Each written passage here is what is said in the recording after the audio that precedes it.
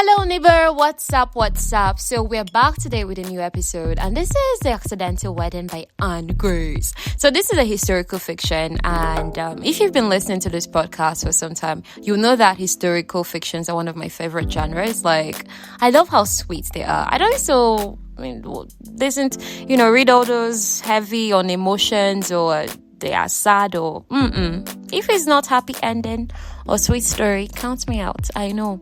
But this is what you should expect on this podcast. Sweet, happy stories. Because I have this outlook that life is already too dark to come and be doing darker things. Why can't we just face light things? I beg. Like, we're escaping through stories. Let it be nice.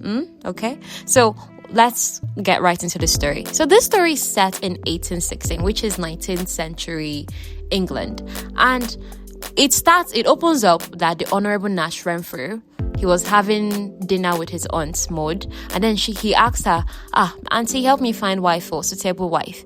At this point, this Honorable Nash Renfrew person, he's an ambassador, so he used to travel very well.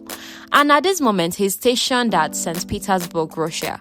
He had just taken a leave to come to England because an uncle of his passed away and left for him an inheritance. So he wanted to also use the opportunity to get married and, find a way out again of country. So he's not a first son, so he's under no pressure to be in England and find heir. In all this English nobility, if you're not first son, you're as good as useless. So anything you want to do with your life, okay.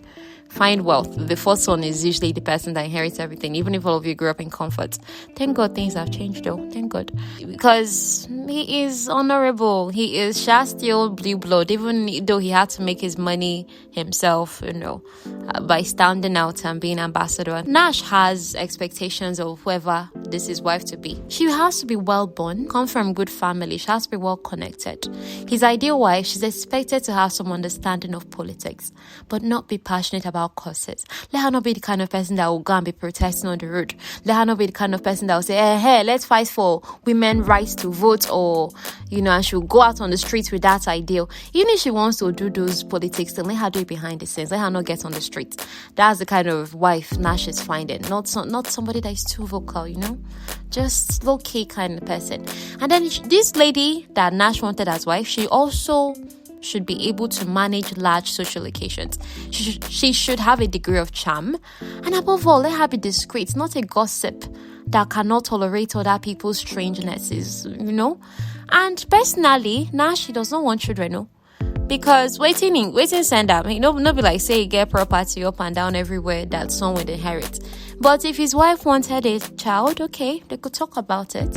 So Nash wasn't interested in marrying for love. You can obviously see it from all of how he's trying to choose wife based on criteria ABC. He's not, love is not even on that list, because he had this mentality that people that marry for love, the marriage becomes toxic and volatile and destructive. And why he had this mentality? Because of the kind of marriage his parents had. They loved each other, but man, their own marriage was one toxic one. Even affected the sons, like Nash and his elder brother. We'll learn more about the toxic nature of his parents' marriage as this story progresses.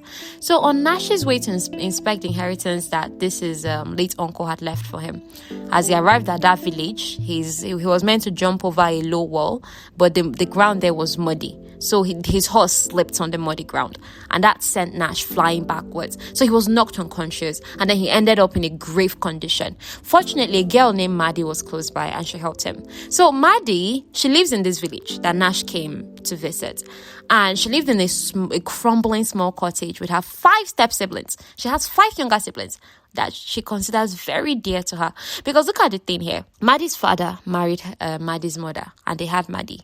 So Maddy's mother died, and then her father remarried, and when I was now popping babies like somebody that does not have brain. So that's what happened. And it's not like the man too have very proud, arrogant man that died in death. And now Maddy is having to shoulder her 5 step siblings. And it's not like modern time. It's not like she's working one grand job that is giving her plenty of money, or she can even do much like that. Most of the time, they're depending on goodwill of villagers or some things that Maddy would sell, or, maybe honey or things. Like, do you get? She has to get resourceful to find a way to provide for those 5 step siblings. And even then, it's not like they always have much. And Maddy has given up on whether she will marry, because who wants to marry a woman that has 5 step siblings baggage? You get. So, but Maddy is this person that she's hardworking. She can take on people like nobody's business. So as she saw Nash, she does not know him. He's a stranger to her at this point. So she saw when he slept and they flew out of his horse, hit his head, cracked his head open, blood everywhere. His leg bent at awkward angle. The horse was trying to pass, stepped on his ankle. Do you get? Like, she saw these things and she now rushed to help. She had to find wheelbarrow and find one creative way to get him on it and get him inside of the house because it was freezing cold outside.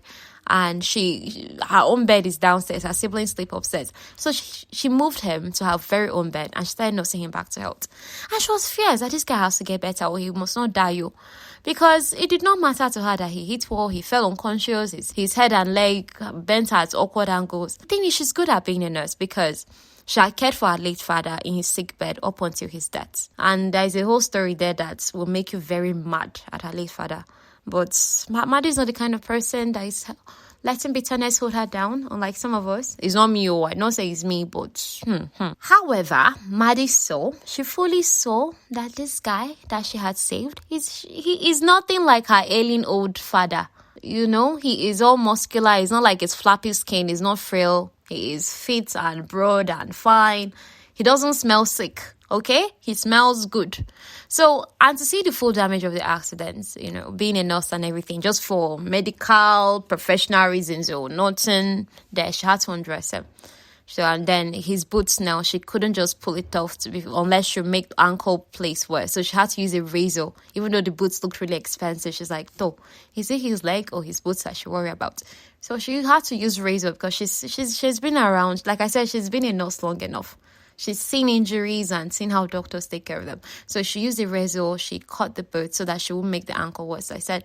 So she knew she had to get a doctor, to look at him. And she's like, I don't have money. If I call doctor now, come and start calling all the money in the world.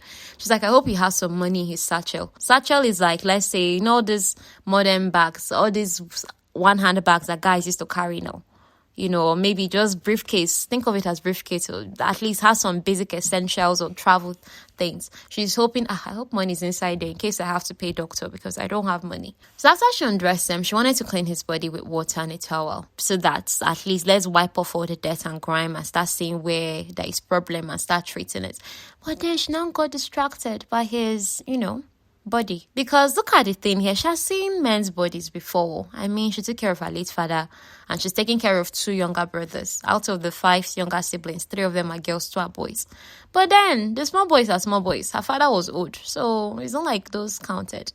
This is the first real man's body she's seen. And this is an era, come on, this is 19th century England. It's an era when people were really modest. So to gather her senses, Maddy just had to swallow, this gulp. She now looked away. But as she now looked back at him, their eyes collided. Like the man briefly opened his eyes. I would refer to him as a man for now, like Nash now, because Maddy doesn't know his name. So she would keep referring to him as a man until further notice. So Maddy was embarrassed that, this man caught her staring. But she justified it in her head, thinking, he's injured. I'm supposed to look everywhere for any hidden injuries. And the man, he tried to sit up, but pain didn't let him.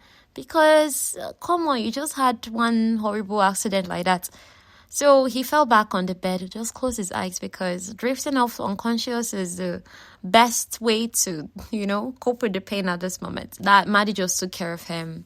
After she finished, just, cleaned him basically. She had to, because she went out in the cold now. This is winter season. So most of the chilled her clothes. She was cold. She now had to undress by the fire close to her bed. And so as she was undressing, she looked over her shoulder but this man is unconscious. I know I should go upstairs and undress, but it's too cold there. So she picked at the man. She took the wrist, she removed her wet clothes, dried her flesh with a towel, dressed him in clean clothes. When she looked back after she dressed up, it looked as if the man just closed his eyes, but she was like, I'm not sure. Was he looking at me? Was he not? She was like, okay. Some hours later, Maddy's brothers, 8-year-old Henry and 11-year-old John. 11-year-old John is her dad's, her late father's and her stepbrother. They ran in to tell her that they found a horse. Actually, Henry called it a horse, while John insisted it was a stallion. And there was bickering. One of the things I love about the story is the children. They're charming, But then their work, plenty work. Maddy is really a good mom to them because what she does for them, he passed elder sister work. John had fed the stallion an apple. Stallion means male horse, so it's horse still. While Henry gave him grass. So they took care of the horse. Then they took him to the vicar's house. Most of these villages, they're religious now. They always have a vicar, a religious person there. And they took why they took the horse to that vicar's place is the only place they knew that had stable. Their sisters followed after them. Their sisters include 12-year-old Jane, the oldest child, 8-year-old Susan, who is the same age as Henry, but they never really said in the story if they're twins or not. But let's assume they are. And then the youngest girl, 4-year-old Lucy. So Maddy asked them, be quiet, because there's a man that injured his head. And your loud noise, it can give him pain. So they listened to her. They quietly crept to the bedside to see him. Lucy whispered that he looked like a prince. John wasn't impressed when he heard that the man fell off his horse. Like, why would a man fall off his horse? He's not a real man. Because remember, John was raised partly as nobility. So all these people and their, notions of what a man should be and should not be. So Maddy told him that everybody falls at some point. Besides, the man fell because his horse slipped on a mudslide. That the John that is acting, why should he fall off his horse?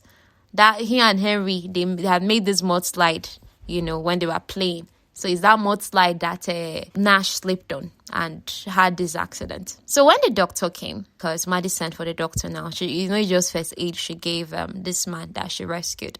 He commended Maddy's treatment methods. He told her that the vicar or reverend would not be happy, that he's not even happy that when he heard that man is staying at Maddy's house, because Maddy is an unmarried young girl. So it's scandalous, things like that. And another thing that made the reverend not happy about this man that is staying at Maddy's house, although he's injured. So the reverend had examined the man's satchel and everything inside it, even the bag itself, everything, the finest quality, proving that, he's a gentleman. But then, it's not like he carried ID card or anything to show his identity. So the worst thing was that there was no nightshirt. And then the reverend saw it as a sign that he's a womanizer. That why would a man be traveling and he did not pack nightshirt? Does he sleep naked? Why should he be sleeping naked? Is it right? That kind of coming from that religious thinking or reasoning. So he saw it as this man must be a bad man. He's a womanizer because he's traveling without nightshirt. What's he going to be doing at night? So, however, in as much as the reverend did not like it, that this man is at Maddy's house, they could not move the man because if you move someone who's injured, he will just cause further damage. So they're trying to avoid it. So Maddy assured the doctor, it's fine, that nothing is going to happen. Besides, I have 5 chaperons. Chaperon is somebody that is meant to oversee property. When they say chaperone now, all these stories. A chaperone is watching both of you, that are standing at a safe distance, that you're not going too close and doing inappropriate things. So Maddy is saying, don't worry, I have 5 step-siblings. They're my 5 chaperones. And if it's about sleeping, I'll figure it out, So at night I've reached now, she needs to sleep. So she went upstairs to try to sleep on her siblings' beds, but it was jam-packed. Like the boys' beds, together. The girls' beds, this person sleep this way, the other person sleep that way. No place to choke her body. She said, okay. She now came downstairs and said, I'm going to spread a blanket on the floor close to the fire and sleep there because, the floor is cold and let me just have some warmth. But as she's lying on the floor, even the fire is not good enough. The floor is bare, it's winter. So the cold was still entering her body, so she could not sleep. And then she now got offended at the man in her bed. Because look at him, he's warm in her bed. And look at her on the floor, she's freezing cold. What kind of thing is that? So angry, she rolled up the blanket, known as patchwork quilt, a quilt like that. So she used it to create a wall on her bed between her and the man. This sort of wall is called a Hadrian's wall. You get like some kind of barrier protection. How some women will put pillow between them and their husband if they're vexing. So that sort of barrier is known as the Hadrian's wall. So in the early hours of the morning, the man woke up briefly and threw out the roll quilt. That's the Hadrian's wall. And then he pulled Maddy close as per one body. So her feet were so cold, he tucked it between his legs to warm it up. He slept off with his lips touching the nape of her neck. That spot is crazy sensitive for most people. So in the morning, Maddy was lost in La La Land because she was dreaming of, oh, I'm married, I'm caught up with my husband, something that she does not ever think would happen to her, but she can daydream. And Maddy knew from her grandmother, grandmère, that's what she's called her grandma, because her grandmother was a French woman. So grandmère, we call her grandmère. Mère means mom in French. I think I'm pronouncing that right. So from her grandmère, Maddy knew that loving could be sweet. When you have somebody in love, and it can be sweet. Because her grandmother was widowed for 15 years before she took a lover. Maddy's own mother used to paint this image that intimacy was necessity for men and something to be endured for women. Maddy had witnessed these two sides of the coin at 13 years old. On her grandmother's part, having love is sweet. On her mother's part, just endure it. And this is a thing she just saw, I'd say, a very young age of 13 years old. So grandmère was the same age as the martyred queen, Marie Antoinette. Marie Antoinette, I've done a story on this podcast before. When I talked about, I think that's Adventures of a Time Traveler.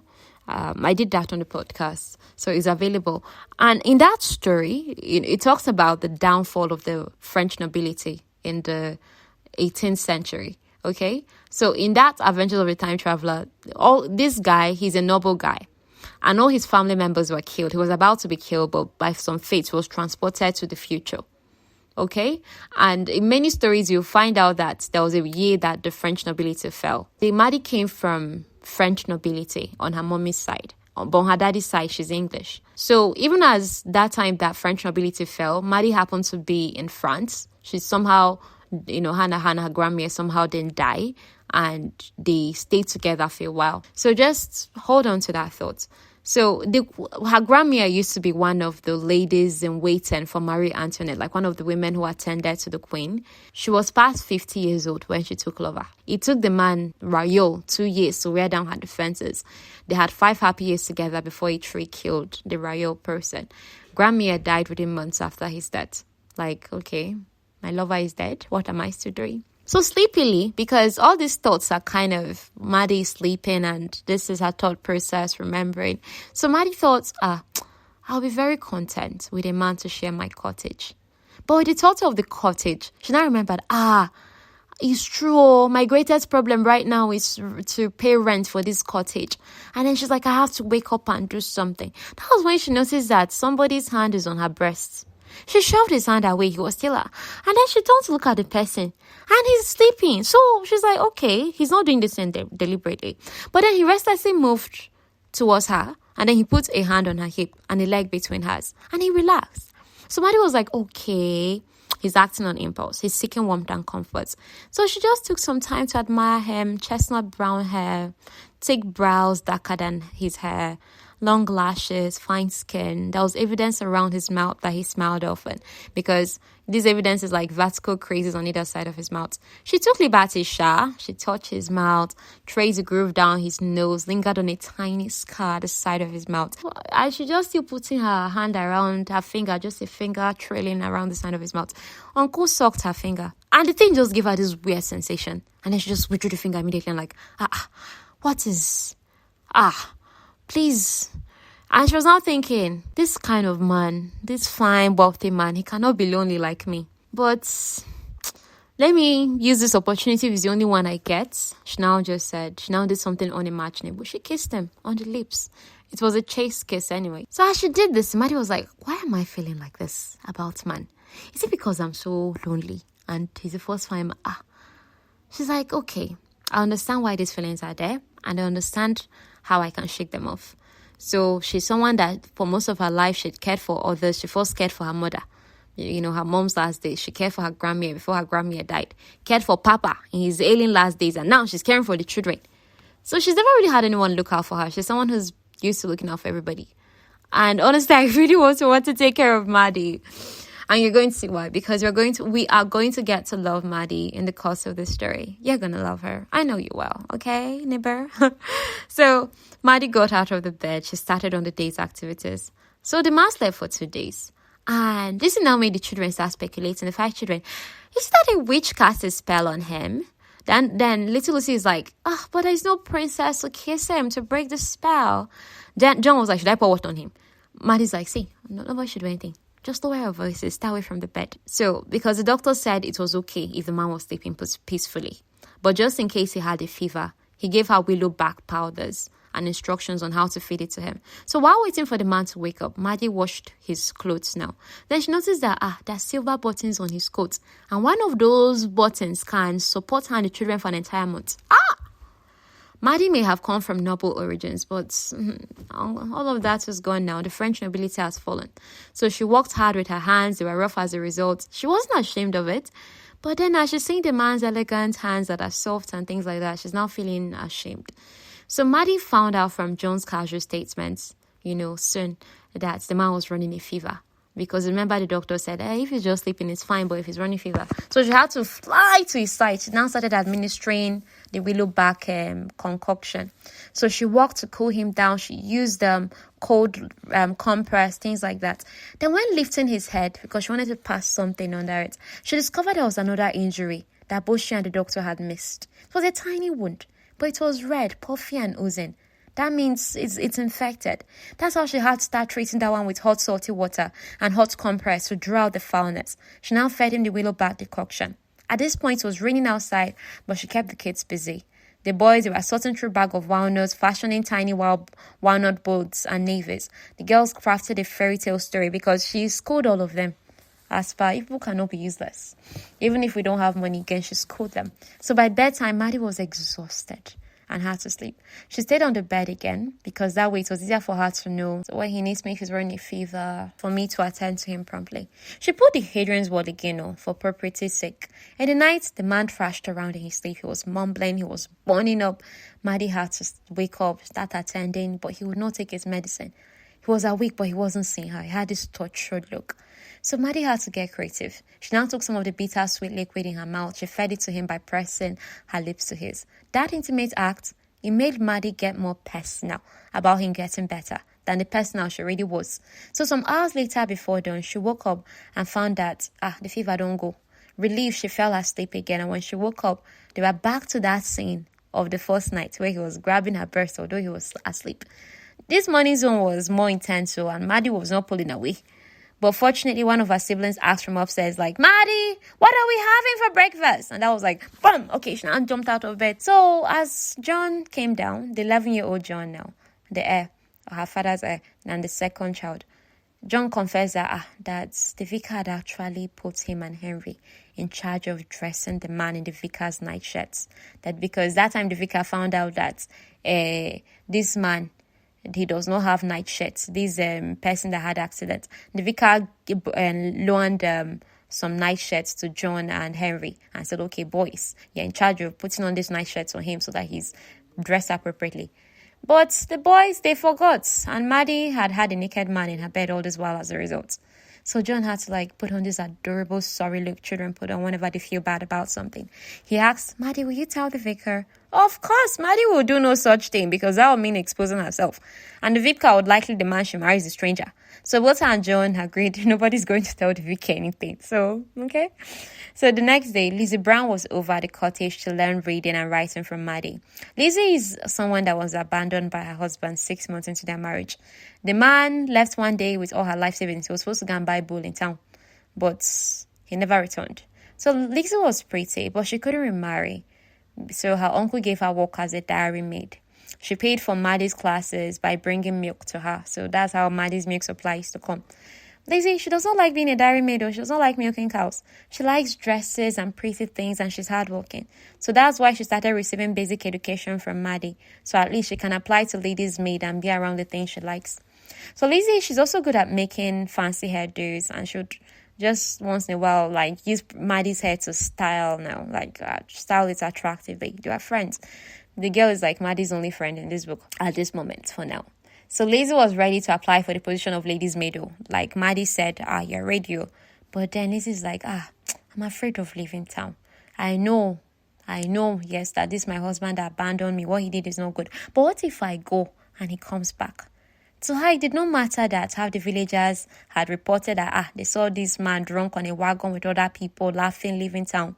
She was angry, very angry. But she loved the man and she's still hoping that he would return to her. As the ladies are talking, that is Lizzie and Maddy, You know how Lucy has been saying that that if there's a princess to kiss this man, that is going to break the witch's spell and he'll wake up. So she took that distraction. She snuck behind the curtain that shielded Maddy's bed from view, because Maddy's bed is on the down floor. So she had this curtain that acted as a partition. So she just snuck behind it. 4-year-old Lucy, she now kissed the man before Maddy could stop her and proudly declared he's going to wake up now. And by afternoon, he woke up, okay? But Maddy was the only person around, so she gave him water and medicine. His eyes were so blear. That's what she observed. He was so weak and she had to hold him up. Afterwards, he closed his eyes. When he opened them again, he was confused by his surroundings. Maddy was like, "What's your name?" But he's like, my name. He couldn't give it.